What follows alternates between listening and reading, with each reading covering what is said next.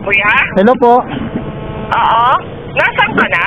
Tapat na po ng Iglesia ni Cristo po, yung may mga nagtitinda ng tuyo. Ay, iglesia. Tapat. Bali, nasa site ka ng kabila. Opo, yung... Nakapark na truck na Femtel ang nakalagay. Ah, hindi po. Dito po sa ano po, sa mga nagtitinda ng tuyo.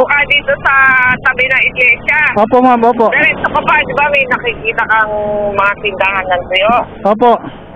Tumingin ka sa harap mo, may makikita kang guide na naka-black, naka-hat, naka-cap.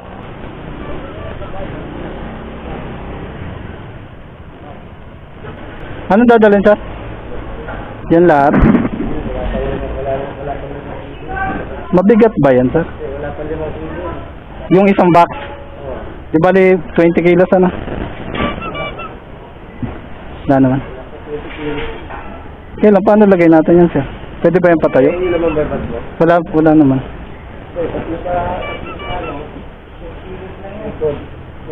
Patayo, ganun.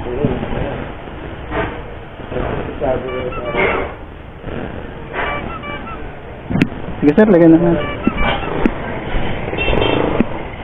Marami pala.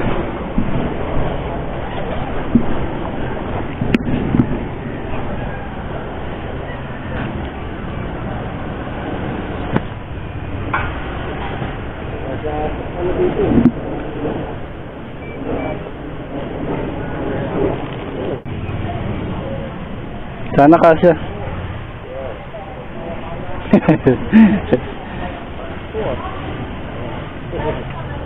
Kaya hindi yata bababa. Ayan, okay na yun. Apo, ayan. Sakto naman po. Okay, ito ilagay. Diretso na yan? Kung may sasak pa, Magbubot-bukit ka, putas na siya, baka lalaki.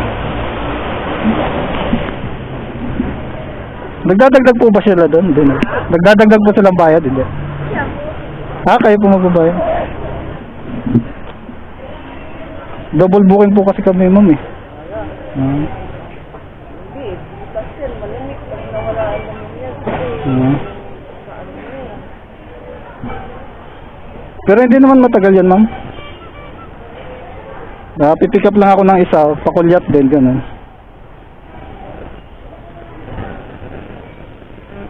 Ano pang pangalan mo? Jervin, sorry po. Yeah, okay na po yun. Salamat po.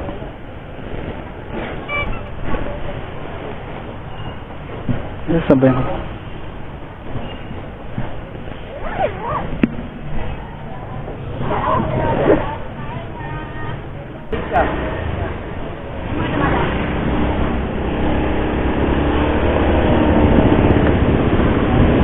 So, na-pick up na natin, guys.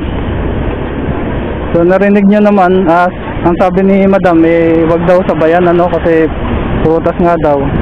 At pag nawala daw yung lamig, baka masira, yung prutas.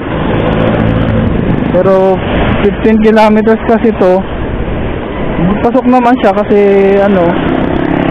tawag dito,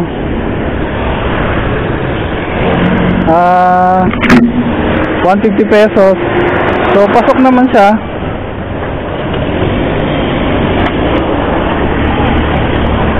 Ang ko lang sana may kasabay kasi para sulit naman yung biyahe natin So kanina may nabiyahe na akong isa, kaso hindi ko nasabayan kasi pagkain. At ang hirap pag nauunahan ng pagkain yung unang booking mo pagkain, so hindi mo na masasabayan So ito, sinabi ko naman kay madam na mabilis lang naman mag double book, hindi naman ganun katagal. At pipick up lang ako, tapos ito pa rin yung unang idadrop ko para hindi naman sa ganun katagal Delivery, sir? Double man na tayo.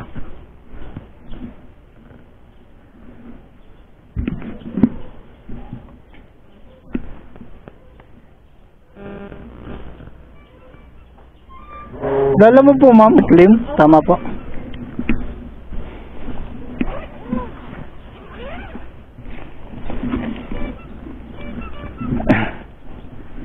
Ano ba?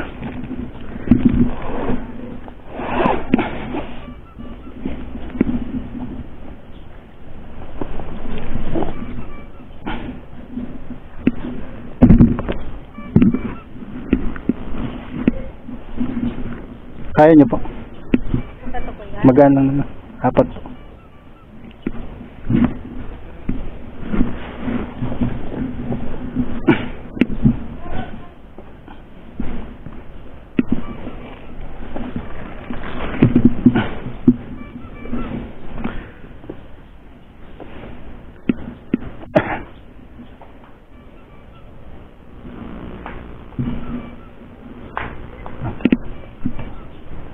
Okay, salamat po.